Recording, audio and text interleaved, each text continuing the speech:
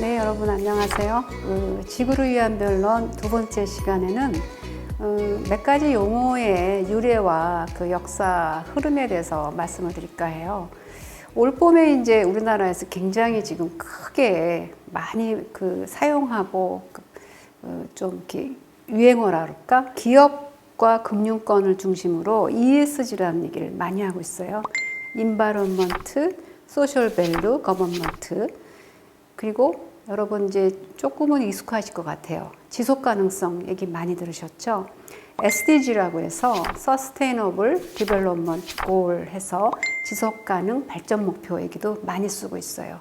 이 얘기들이 언제부터 시작된 건지 그리고 어떻게 해서 지금 흐름이 형성된 건지를 좀 말씀을 드릴까요? 이게 왜냐하면은 지금 우리가 안고 있는 기후 문제 또는 지구의 위기와 연관된 우리들의 대응이었기 때문에 말씀을 좀 드릴까 합니다. 그러니까 실질적으로 이제 그 지질 시대를 벗어나는 홀로세를 벗어나는 위기까지 우리가 왔는데 본격적으로 기온이 벗어나기 시작한 거는 1980년대부터예요. 근데 이제 조짐이 계속 있었던 거죠. 20세기 초중반부터 거대한 가속이 붙었다고 했잖아요. 그리고 이제 막 이렇게 개발하고 하면서 이제 자연 파괴가 눈에 보였겠죠. 여러 가지 사건들과 여러 가지 얘기들이 있었지만 역사적으로 이제 굉장히 이정표적인 사람과 사건이 있어요. 그게 뭐냐? 1962년에 레이첼 카슨이라는 분이 침묵의 봄이라는 책을 냅니다. 20세기 초중반에 석유화학 산업이 굉장히 번창하고 과학기술이 또 발전하면서 새로운 기술로 만들어낸 살충제로 엄청난 각광을 받았죠. 그래서 그 당시 영상을 보면요. 사람들이 막 살충제를 뿌리는데 막 즐거워하는 영상도 있고 한편으로는 또 칵테일에서 먹었다는 얘기도 있고 그래요. 그리고 DDT라는 이 살충제를 발명하신 분은 노벨 화학상을 받았죠. 근데 이 레이첼 카슨이 1962년에 이게 해충만 죽이는 게 아니다. 이거를 먹고 연쇄작용을 일으켜서 새들이 다 죽고 봄이 됐는데 울질 않는다. 그게 침묵의 봄인 거예요. 그 후에 그러면 어떻게 됐냐? 10년 뒤죠. 1972년에 와서 유엔에서 스톡홀름 회의라고 세계 최초의 환경회의를 합니다. 우리가 쾌적한 생활을 하고 건강을 보호할 권리를 인정하자. 새로운 인권, 새로운 기본권으로 환경권 논의가 나왔어요. 그래서 우리나라도 그것을 받아들여서 1987년도에 환경권을 신설하죠. 우리 자신을 보호하기 위해서 환경을 보호하자. 이런 흐름이 시작이 된 거죠. 근데 이제 그것만 갖고는 이제 부족하다는 논의도 많고 이론도 많고 여러 가지 논란들, 운동들이 계속 벌어졌고요. 그러다가 이제 1992년에 와서 20년의 시간이 흘렀죠. 리우 회의라고 또 굉장히 큰 규모의 환경 회의가 열려요. 근데 이제 유엔에서 이 리우 회의를 준비하기 위해서 5년 전에 1987년에 우리 공동의 미래라는 Our Common Future, 우리 공동의 미래라는 보고서를 내는데 이 보고서는 이제 스톡홀름 회의에서 스톡홀름 선언이라고 해서 환경권이 시작된 다음에 이제 길게 봤을 때 21세기를 내다볼 때 인류의 미래를 위해서 우리가 지금 상황을 어떻게 파악을 해야 되고 무엇을 해야 하는가를 연구한 거예요. 그래서 보고서가 나오고 보고서에 기초해서 리우 회의가 열리는데 1992년입니다. 그러니까 딱 지금으로부터 30년 전이죠.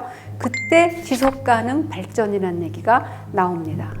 지속가능 발전이란 뭐냐? 현 세대, 우리죠. 우리 성인 세대의 욕구를 충족시키기 위해서 자연을 이용하고 활용하는데 미래 세대, 우리 다음 세대들이 또 쾌적하고 건강한 삶을 누리기 위해서는 남겨둬야 된다. 그들의 욕구 충족을 저해하지 않을 것.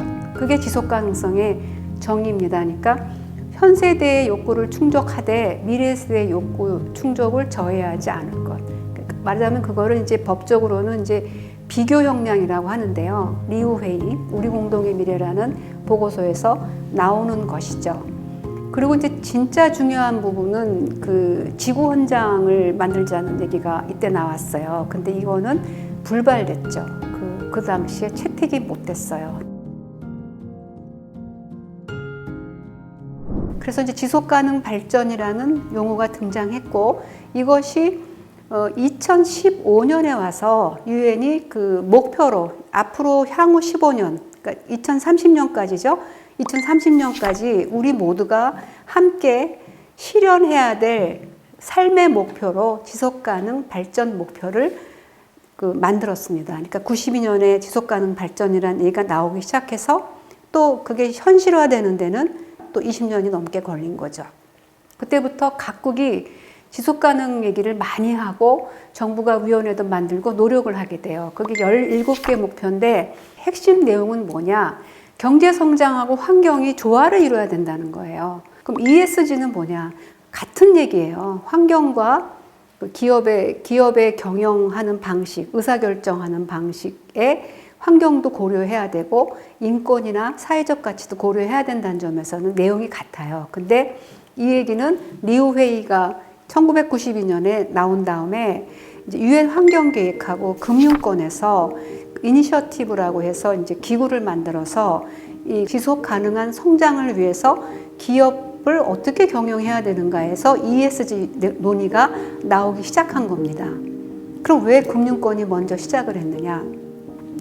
금융권은 이제 그 회사에 투자를 해야 되잖아요. 투자를 하면 투자금이 회수가 돼야 되는데 장기적으로 봤을 때 지속 가능하냐, 투자가 회수될 수 있냐는 굉장히 중요한 이슈죠. 그 다음에 이제 2000년대에 오면은 UN 글로벌 컴팩트라고 기업들, 뭐 시민사회 단체들, 정부들이 참여하는 그 단체들이 계속 움직이면서 2000년대에 와서 이제 ESG를 공식화하죠. 전에는 기업은 경제, 그다음에 환경은 뭐 환경운동, 인권은 인권운동 이렇게 좀 분리된 시대를 살았다면은 이제는 기업을 중심으로 환경과 인권과 경제가 모두 만나서 지속 가능한 성장을 도모해야 된다. 그렇게 만난 것이죠. 특히 한국은 올해 이제 ESG가 굉장히 이제 일반화되고 있는데, 그러면 왜 올해 와서 이게 본격화됐느냐?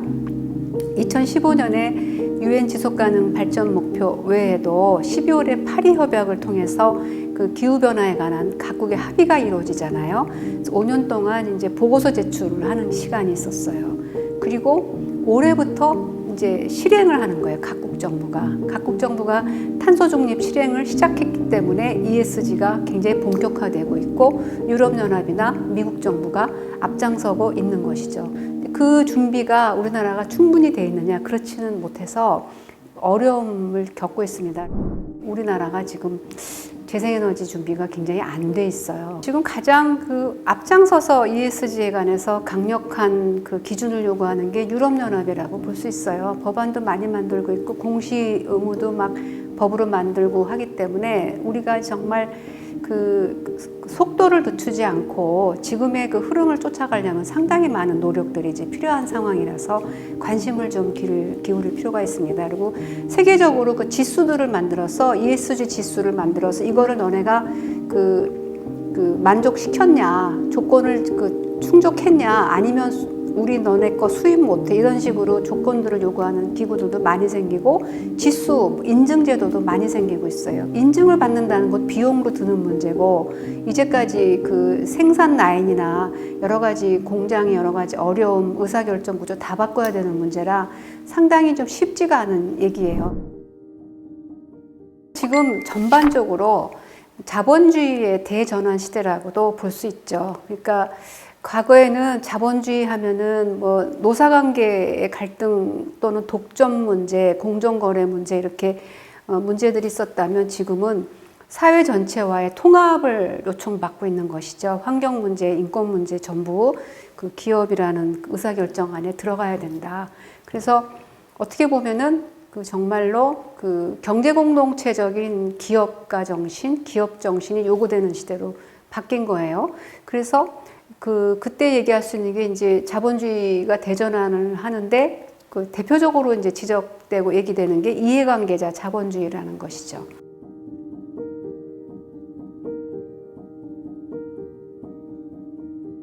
과거에는 뭐 주주의 이익이나 투자자의 이익만 얘기하면 됐지만 이제는 기업과 연관된 모든 그 영역의 사람들이 의사결정에 참여해서 자본주의를 이렇게 전환시켜 나가고 바꿔나가는, 어떻게 보면 바람직한 그 현상이긴 하지만 이 전환이 쉽지 않다는 점에서는 방향 설정은 됐지만 어떻게 이걸 만들어 나가냐에 대해서는 많은 관심을 기울여야 하고 노력도 필요합니다. 감사합니다.